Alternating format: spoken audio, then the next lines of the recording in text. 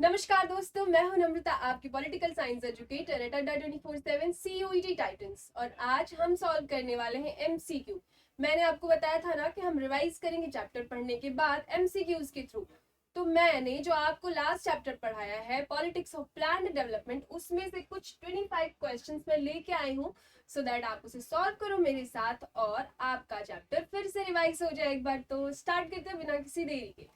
The first question here is, which major challenge of independent India is in the chapter politics of planned development primarily concerned with? तो जो हमने ये lesson पढ़ा है, आपने पढ़ा या नहीं पढ़ा? अगर नहीं पढ़ा है तो वीडियो पढ़ी है, चैनल पे जाके देख लो। तो जो हमने ये लेसन पढ़ा वो भारत में किस तरह के विकास की बात करता है ना, किस तरह का डेवलपमेंट की बात करता है, किस तरह के डेवलपमेंट की प्लानिंग की बात करता है। तो ऑप्शन देखते हैं, economic development, national integration, democratic consolidation या फॉरेन पॉलिसी। तो देखो, नेशनल इंटीग्रेशन तो कब हुआ? जो हमने नेशन बिल्डिंग वाला पढ़ा ना, तो नेशन बिल्डिंग तो 1947 में ही हो गया था। पर development of politics of plan development कब आया? 1950 में। तो ये ऑप्शन तो हो जाता है गलत, क्योंकि नेशनल इंटीग्रेशन तो ऑलरेडी हो चुका है ना।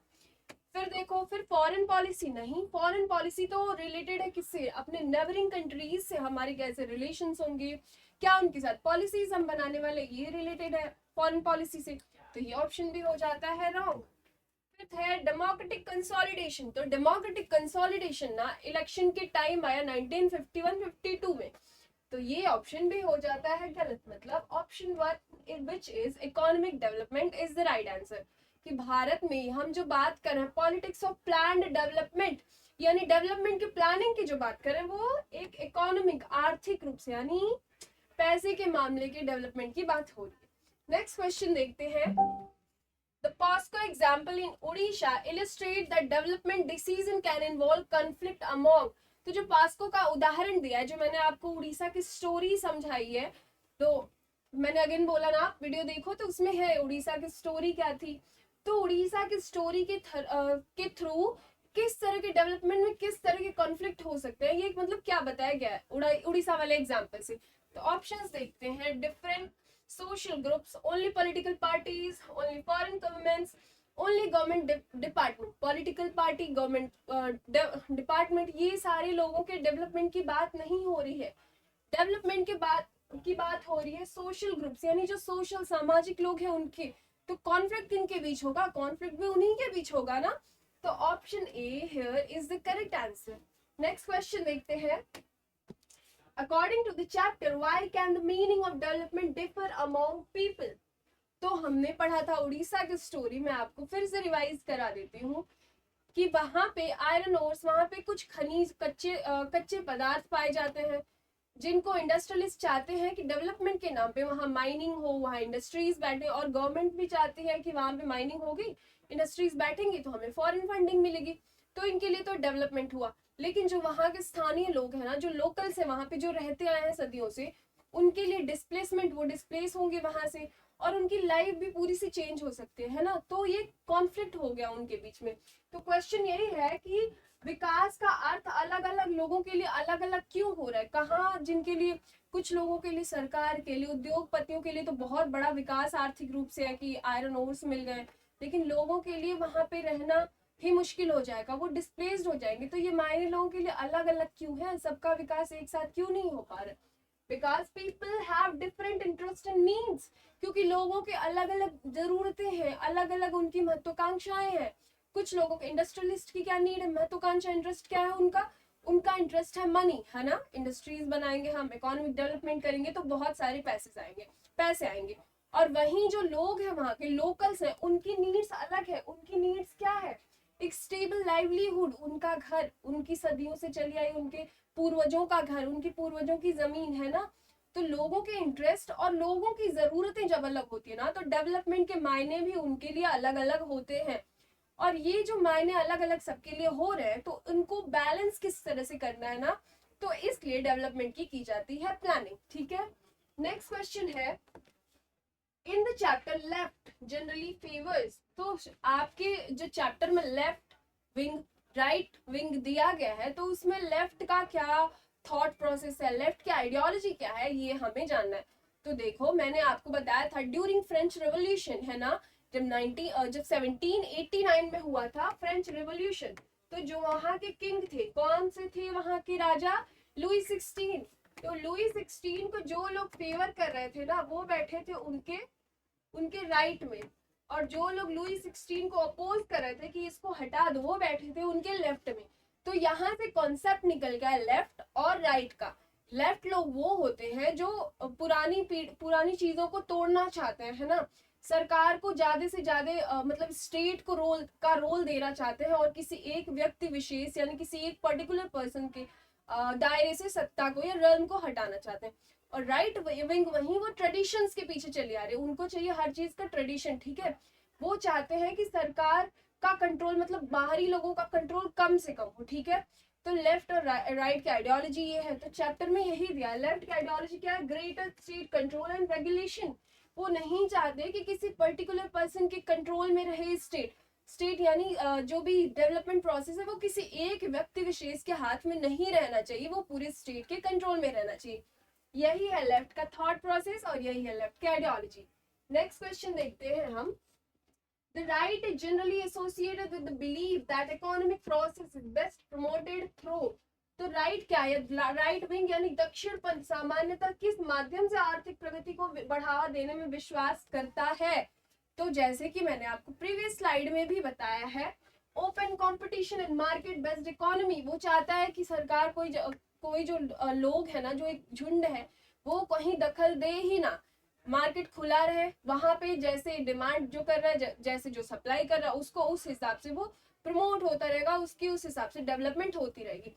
तो राइट विंग किस में बिलीव करता है? ओपन कंपटीशन में, कि कंपटीशन एकदम खुला रखो, स्टेट का इंटरवेंशन लेस से लेस होना चाहिए, स्टेट जितना कम उसमें इंटरवीन करे ना उतना बेहतर है, उतना ज्यादा डेवलपमेंट होगा, ठीक है। नेक्स्ट क्वेश्चन हम देखते हैं। After independence there was broad agreement that India's development should combine. तो स्वतंत्रता के बाद ना एक व्यापक सहमति थी कि भारत के विकास में किन दोनों का साथ लेकर चलना जरूरी है। अब डेवलपमेंट ऐसा मतलब किस फील्ड में किस तरह से करना है कि कोई दो सेक्टर जो है ना वो साथ साथ चलते रहे, कोई एक भी पीछे ना छूट जाए। तो ये देखो, मिलिट्री पावर एंड एक्सपोर्ट तो बहुत बाद की बात है, एक्सपोर्ट और मिलिट्री पावर का कहीं आप मतलब दूर दूर तक कोई संबंध नहीं है, ठीक है। तो ये ऑप्शन हो जाता है wrong. Foreign investment and import, these are also not the concern of independent India, है ना, तो ये आंसर भी रॉन्ग हो जाता है। फिर अर्बनाइजेशन एंड प्राइवेटाइजेशन भी नहीं था। क्या था? Economic growth and social justice.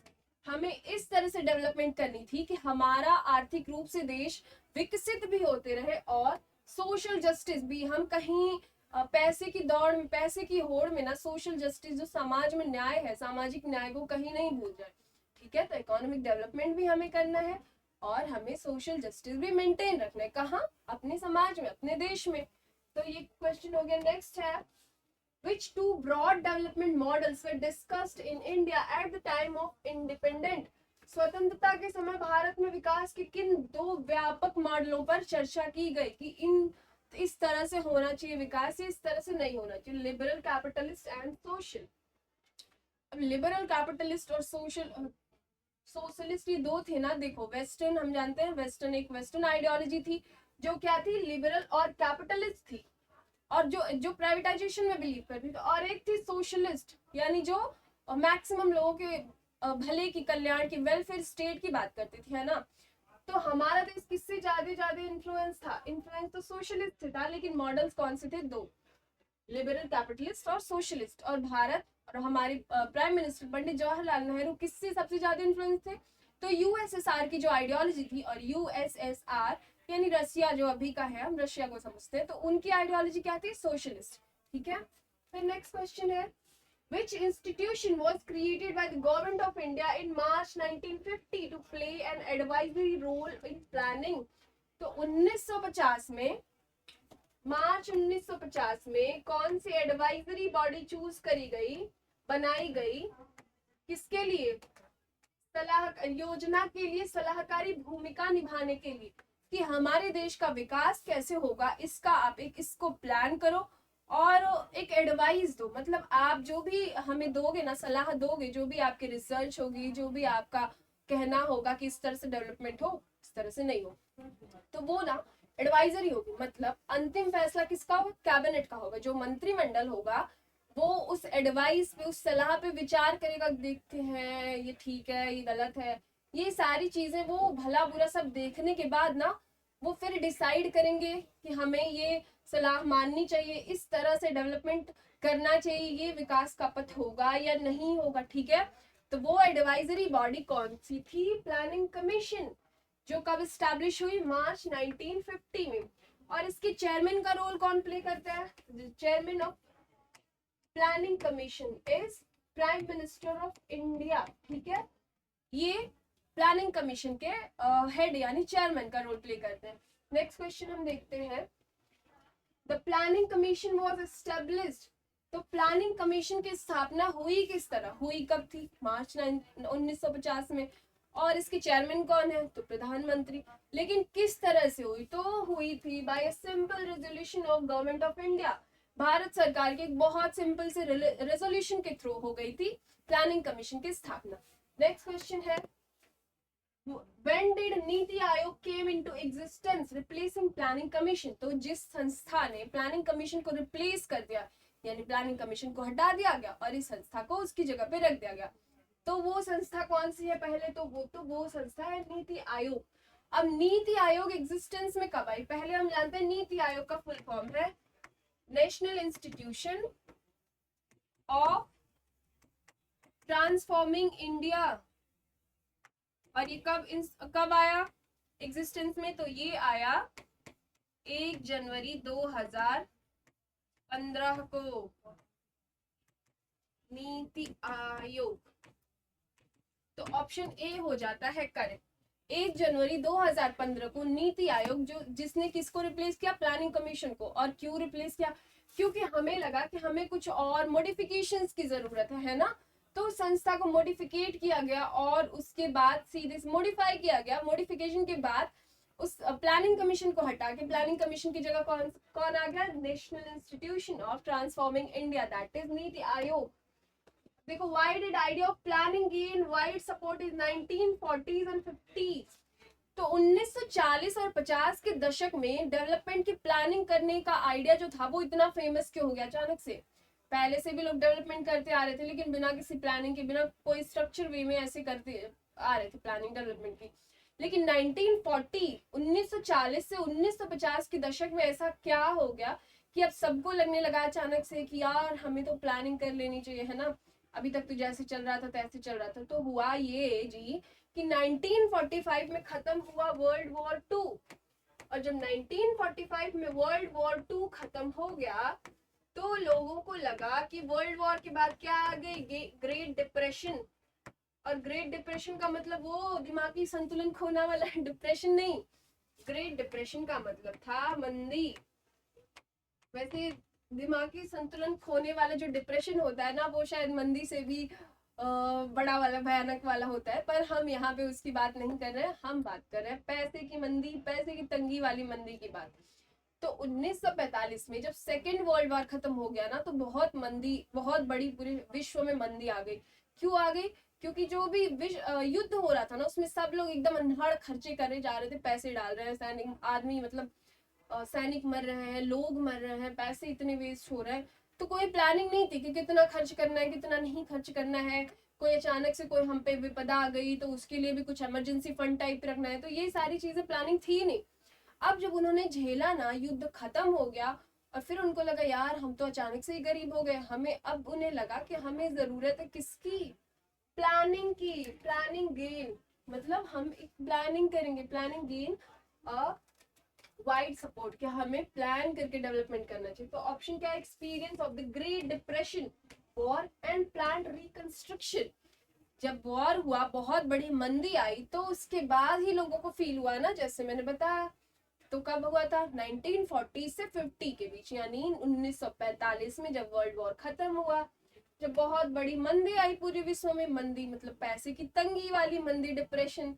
तो फिर लोगों को महसूस हुआ कि हमें प्लानिंग करके, डेवलपमेंट के लिए प्लानिंग करके चलना चाहिए, ठीक है। नेक्स्ट क्वेश्चन है, the Bombay plan 1945 was prepared by, तो 1944 का जो बॉम्बे प्लान था, कब का था? 1944 का। उस प्लान को क्या कहते हैं? तो बॉम्बे प्लान। तो वो किन के द्वारा प्रिपेयर्ड किया गया था? A group of leading industrialist. Book में भी हमने पढ़ा है कि ये कितनी अलग सी बात थी ना, कि लोग खुद आ रहे हैं और बोल रहे हैं कि हमें कंट्रोल करो, स्टेट को बोल रहे हैं कि हमें आपके कंट्रोल में रहना है अपना इकोनॉमिक डेवलपमेंट करने के लिए। तो आए कौन थे? Group of leading industrialist. और ये थे कहाँ के? तो ये थे इंडिया के, ठीक है।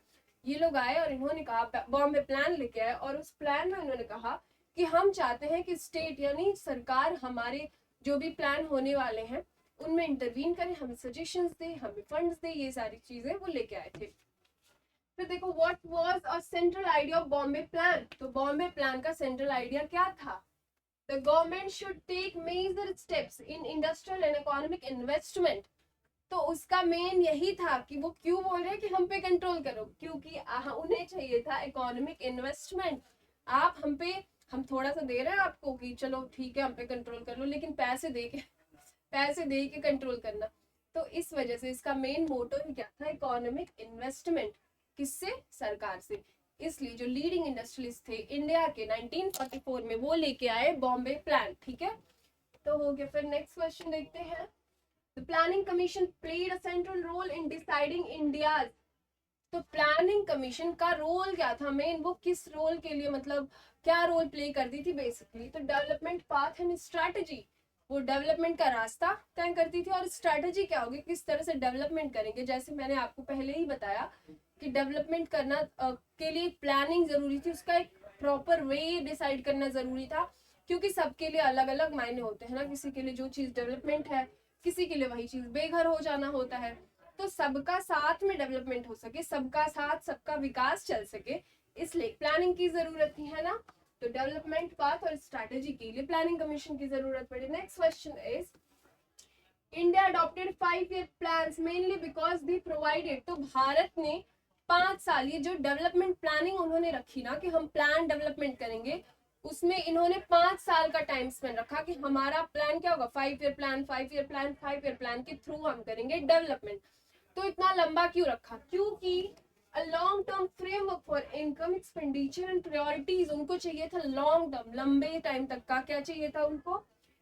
इनकम एक्सपेंडिचर और प्रायोरिटीज उनकी क्या होगी, उसका एक फ्रेमवर्क चाहिए था कि हमें किन सेक्टर पे ज्यादा पैसे खर्च करने हैं, किन पे थोड़ा कम लगाना है, किन को अभी स्टेबल कर सकते हैं, और क्या लंबे टाइम तक के लिए। अब इतना बड़ा देश है ना, तो हर साल करेंगे तो प्लानिंग कमीशन को जो सारे डेटा इकट्ठा करने में, सारी चीजें करने में, उनको भी तो बहुत खर्च आएगा। तो इसलिए एक लॉन्ग टर्म, कि हम दूरदर्शी बने, मतलब हमारा देश दूरदर्शी हो, तो इसलिए लंबे टाइम की चीजें ध्यान में रख करके 5 साल के प्लान बनाए गए। The first 5 year plan 1951 to 1956 gave the greater emphasis on। तो जो 1951 से 1956 का पहला 5 ईयर प्लान था, उसका मेन पर्पस क्या था? मतलब उसमें सबसे ज्यादा एम्फेसिस किस पे दिया गया कि हाँ इसी पे हमें ज्यादा काम करना चाहिए। तो पहले जानते ले कौन आए थे?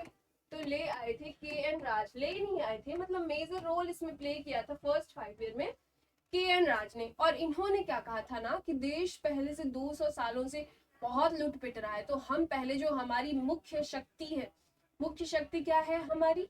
एग्रीकल्चर। तो हम पहले एग्रीकल्चर पे फोकस करेंगे, और जो हमारा अग्रेरियन फील्ड है ना उसका डेवलपमेंट करेंगे, और उसके डेवलपमेंट में ज्यादा फोकस करेंगे। और किस पेस में? तो धीमी रफ्तार में भाई, क्योंकि अभी अभी तो हमारा देश आजाद हुआ है, तो हमें अपनी इकोनॉमी को स्टेबल भी रखना है, कहीं एकदम तेज रफ्तार में उड़ने के चक्कर में कहीं सारे पैसे ना खर्च हो जाए। तो क्या था? एग्रीकल्चर एंड इरिगेशन, कि हम इस पे ध्यान देंगे। अब एग्रीकल्चर तो तभी होगा ना जब प्रॉपर पानी मिलेगा, इरिगेशन की जाएगी। तो इसलिए इन्होंने एग्रीकल्चर और इरिगेशन का ही इनका मेन पॉइंट था जिसमें इन्होंने एम्फेसिस किया, ठीक है। फर्स्ट 5 ईयर प्लान में जिसके मेन कौन करता था थे के.एन. राज। फिर देखते हैं which type of project received major investment under first 5 year plan. तो फर्स्ट 5 ईयर प्लान जिसका मेन ऑब्जेक्टिव क्या था, मेन एम्फेसिस किस पे था? एग्रीकल्चर और इरिगेशन पे। तो उनमें किस चीज की व्यवस्था करी गई? प्रथम पंचवर्षीय योजना के अंतर्गत किस प्रकार की परियोजना में बड़े निवेश किए गए?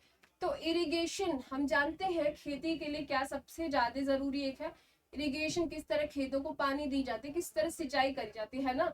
तो अब जब हमारा ऑब्जेक्टिव ही था कि हमें एग्रीकल्चर इरिगेशन को अच्छे से प्रमोट करना है, अच्छे से डेवलप करना है, तो यही देखेंगे ना कि उनका इरिगेशन हो किस चीजों से रहा है, उन पे ज्यादा से ज्यादा इन्वेस्ट करो। तो क्या था, dam and irrigation project. Dam जो थे, मतलब जिनके द्वारा, डैम जानते हो ना, उसके थ्रू बांध बनाने पे और इरिगेशन प्रोजेक्ट पे ज्यादा से ज्यादा निवेश किया गया अंडर फर्स्ट 5 ईयर प्लान। फिर next question, according to the first 5 year plan one major obstacle to agriculture development was. तो जो पहला 5 ईयर प्लान था ना, उसके अंतर्गत सबसे ज्यादा एग्रीकल्चर को क्या चीज थी जो डिस्टर्ब कर रही थी, तो ये था अनइक्वल डिस्ट्रीब्यूशन ऑफ लैंड। जो डिस्ट्रीब्यूशन ऑफ लैंड था ना, वो बहुत अनइक्वल तरीके से हुआ था। किसी के पास बहुत ज्यादा जमीन थी, किसी के पास थी ही नहीं। तो आप देखते हो इसी टाइम में कब आया था फर्स्ट 5 ईयर प्लान, 1951 में। और 1951-52 में ही एक और हम पढ़ते हैं, एक मूवमेंट शुरू हुआ था। कौन सा मूवमेंट था वो, तो भूदान ग्राम दान मूवमेंट, है ना। इसे किसने शुरू किया था, तो इसे शुरू किया था विनोबा भावे ने। उन्होंने इस, ये जो हम यहाँ पे पढ़ रहे हैं ना कि वहां पे अनइक्वल डिस्ट्रीब्यूशन ऑफ लैंड, किसी के पास बहुत ज्यादा जमीन थी, किसी के पास बहुत कम जमीन थी, तो इस चीज पे जब ध्यान गया ना, तो विनोबा भावे ने आंध्र प्रदेश, जो प्रेजेंट का तेलंगाना है, उस जगह से शुरू करा भूदान ग्राम दान मूवमेंट। यानी जिनके पास बहुत ज्यादा जमीन है वो उनको ग्राम या जमीन दान दे दें, किनको, जिनके पास नहीं है। अब दान का क्या यहाँ था कॉन्सेप्ट, तो दान का कॉन्सेप्ट ये था ना कि अगर बेचेंगे तो पैसे लेंगे, और वैसे ही देंगे तो फिर बाद में फिर ले लेंगे, कभी भी उस पर कर सकते हैं कि दो हमारा है, हमने बस ऐसे ही दिया था। लेकिन दान कर देते ना, तो हमारे यहाँ कहा जाता है दान कर दिया तो अब उस पर से हट गया, हमारा कोई अधिकार ही नहीं रहा। बेटी दान कर देते हैं लोग, उस पर से उनका अधिकार हट जाते, तो फिर ये तो जमीन थी ना। तो विनोबा भावे ने शुरू किया कि ग्राम दान भूदान मूवमेंट, ठीक है। तो unequal distribution of land was the most challenging part of first 5 year plan, ठीक है। नेक्स्ट क्वेश्चन देखते हैं हम, the second 5 year plan placed greater emphasis on. अब फर्स्ट ईयर प्लान तो गया, जो 1956 में आया, कौन सा प्लान, सेकंड 5 ईयर प्लान। तो इसका सबसे ज्यादा एम्फेसिस इस पे, इसने किस पे ज्यादा सबसे फोकस किया, तो इसने फोकस किया फर्स्ट में किस पे था, एग्रीकल्चर पे। सेकंड में क्या था, अब हमने खेती देख लिया, अब हमें इंडस्ट्रीज की ओर थोड़ा बढ़ना चाहिए, तो ये रैपिड इंडस्ट्रियलाइजेशन पे इसका फोकस था। और फर्स्ट में क्या हमने देखा, थोड़ा स्लोली चलेंगे यार, हमारी इकोनॉमी स्टेबल ही रहनी चाहिए। पर सेकंड में क्या था कि हमें बहुत तेज रफ्तार से करना है डेवलपमेंट, इंडस्ट्रियल डेवलपमेंट होगा और रैपिड होगा, मतलब फास्ट स्पीड पे होगा। तो क्या है, heavy industrialisation and rapid structural change, यानी तेज जल्दी से चाहिए, जल्दी जल्दी कर, बहुत ज्यादा हमें थोड़े समय में। 5 साल का भी इतना रैपिड था कि 5 साल का भी समय कम पड़ गया, तो 5 साल में हमें चाहिए रैपिड चेंज। किस मामले में, तो इंडस्ट्रीज में। फिर देखो, the second 5 year plan was prepared under the leadership of. तो जो सेकंड 5 ईयर प्लान था वो किसके लीडरशिप में प्रिपेयर किया गया था, फर्स्ट किसके लीडरशिप में प्रिपेयर किया गया था, तो के.एन. राज के। और सेकंड किया गया था पीसी महालनबीस के अंडर में, है ना। और इसको इसलिए, और इनका इतना मेजर रोल था कि इनको कहा जा, इस सेकंड 5 ईयर प्लान को क्या कहा जाता है,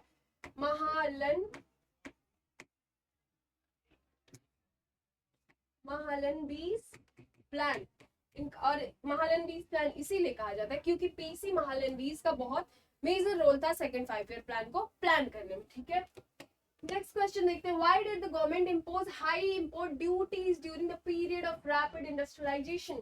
तो रैपिड इंडस्ट्रियलाइजेशन के टाइम में गवर्नमेंट ने इंपोर्ट होने वाले सामानों पे एक्स्ट्रा बहुत हैवी क्या कर दिया था, हैवी ड्यूटीज यानी हैवी टैक्सेस क्यों लगा दिए थे। इंपोर्ट होने वाली चीजें मतलब आने वाली चीजें, जो बाहर से आ रही है उनको कहते हैं इंपोर्ट, जो हमारे यहाँ से जा रही है बाहर उनको कहते हैं एक्सपोर्ट, ठीक है।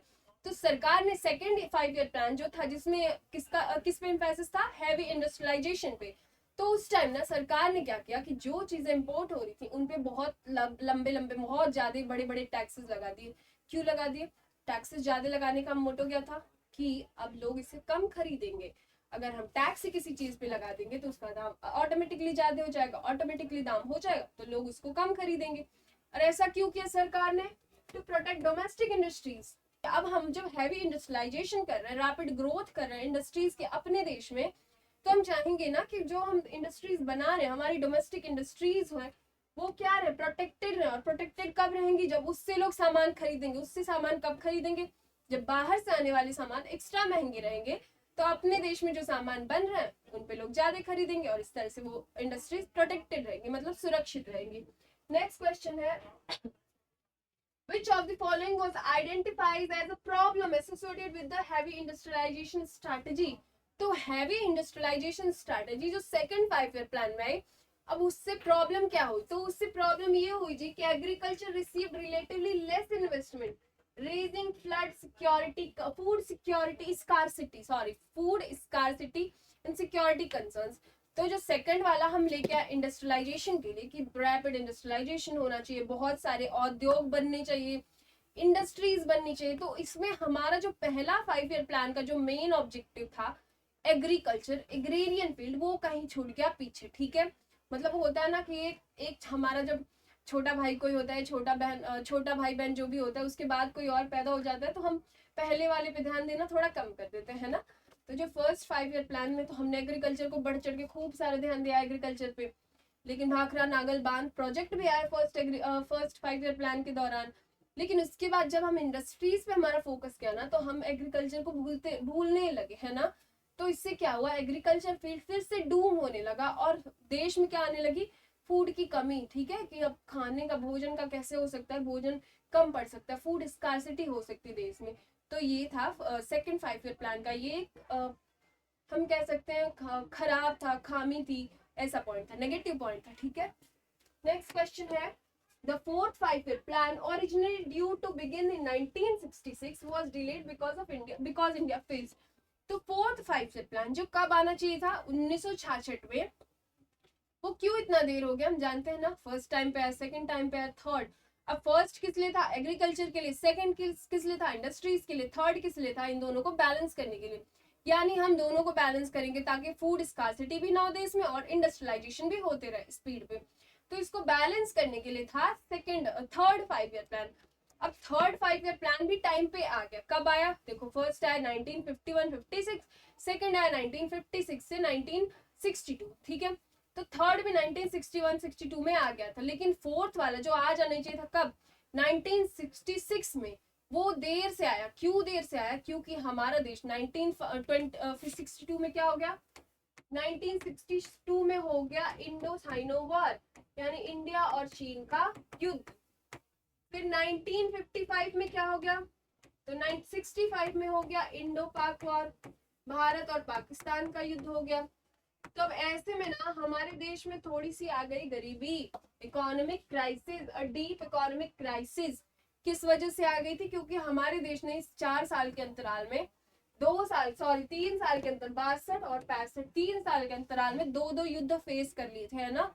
तो इसलिए इकोनॉमिक क्राइसिस आ गई, पैसे की तंगी आ गई, इसलिए जो फोर्थ 5 ईयर प्लान था उसको थोड़ा सा खिसका दिया गया, वो टाइम पे नहीं आ पाया। अब हम प्लानिंग करेंगे किसकी जब हमारे पास पैसे नहीं है खर्च करने के लिए, तो इसलिए देरी हो गई फोर्थ 5 ईयर प्लान में। नेक्स्ट क्वेश्चन है the Kerala model of development is associated with greater emphasis on. तो जो डेवलपमेंट का केरला मॉडल है वो किस पे एम्फेसिस करता है, किस पे ज्यादा जोर देता है, तो वो देता है education, health, land reform and poverty reduction. वो करता है डेवलपमेंट को डिसेंट्रलाइज्ड, यानी हर लेवल पे डेवलपमेंट होना चाहिए, एजुकेशन में, हेल्थ में, लैंड रिफॉर्म में और पॉवर्टी रिडक्शन में। ठीक है, ये है Kerala model of development which emphasize on decentralization। ठीक है,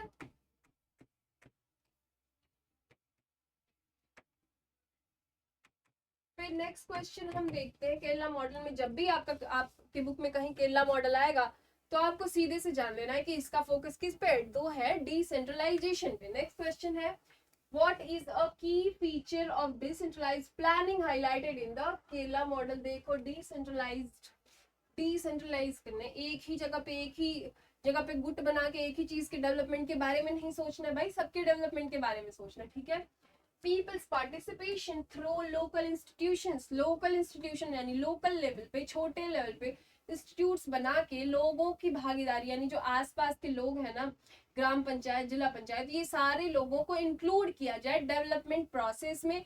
ये था केरला मॉडल ऑफ डेवलपमेंट और ये था हमारे इस चैप्टर यानी पॉलिटिक्स ऑफ प्लान डेवलपमेंट का revision through this 25 question. I hope this helps to you and thanks for watching.